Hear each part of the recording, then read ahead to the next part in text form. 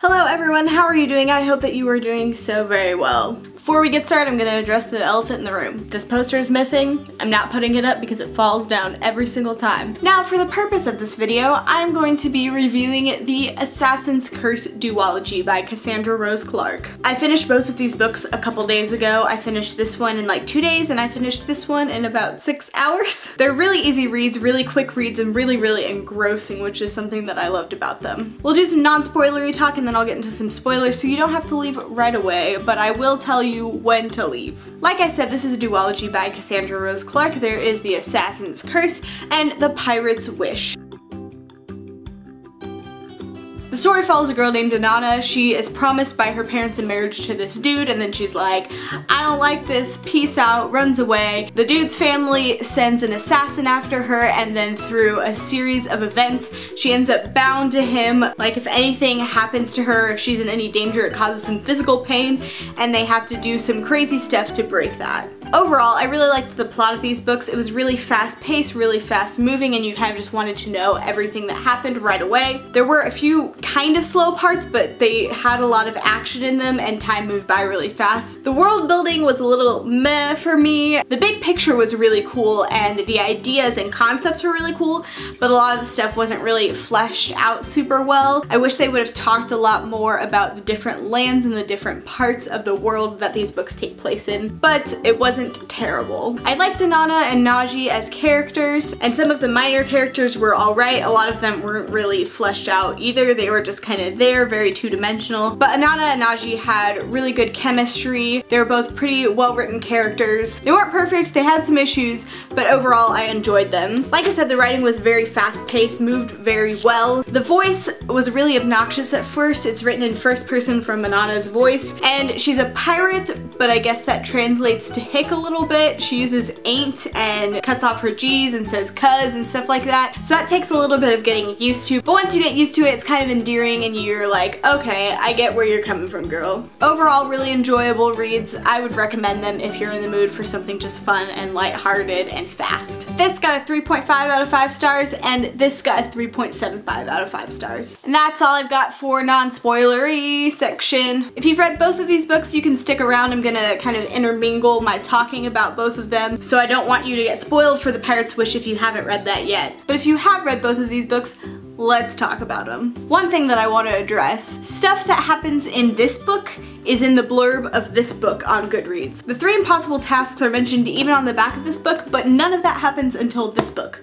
Why? Why did you do that? But whatever, we're just gonna get that out of the way, get that off my chest. Going a little more in depth into some plot points of these books. I thought it was interesting how the impossible tasks didn't really happen until this book, but I wish it wouldn't be on the back of this book, so it would have been like a surprise at the end of the Assassin's Curse that you're like, oh, you have to do these 3 things and that's in the next book.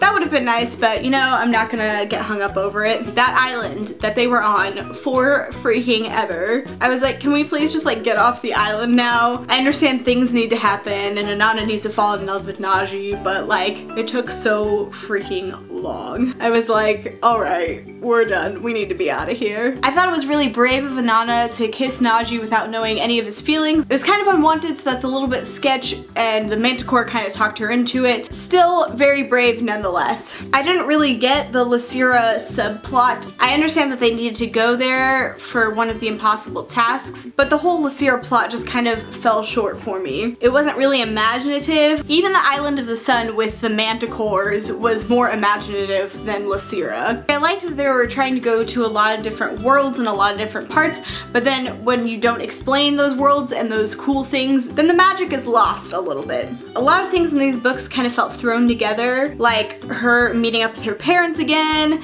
and just things where we're like, oh, okay, I guess that kind of fits, but it doesn't really flow with the story. And I feel like the author was trying to do some commentary on like social situations and stuff, but those plots weren't really developed enough for them to make a lot of sense. It just kind of felt thrown in your face and like, here it is, not like subtle and normal and part of the story. The whole relationship with Marjani and the Queen is a lesbian relationship, which is good that they have that in there, but then it's not really fully developed, so it's like, okay, do you just want it so you can have it in there so you can say you did, but not really develop it?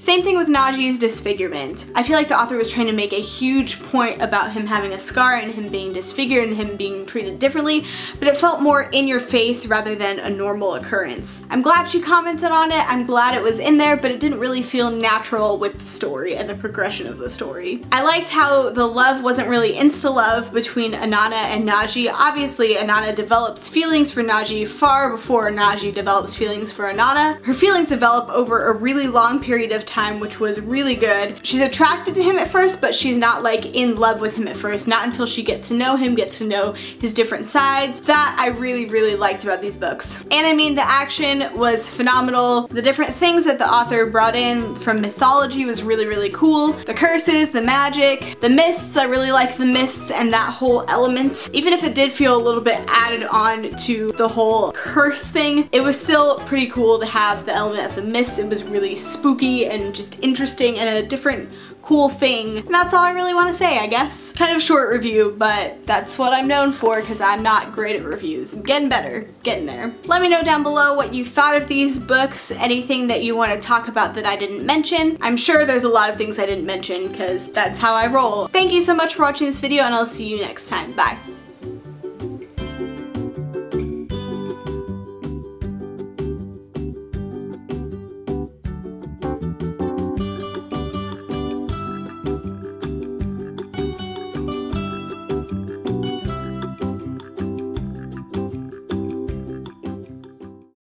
Rest the Cassandra Miller's Clark. These books you can. Ow.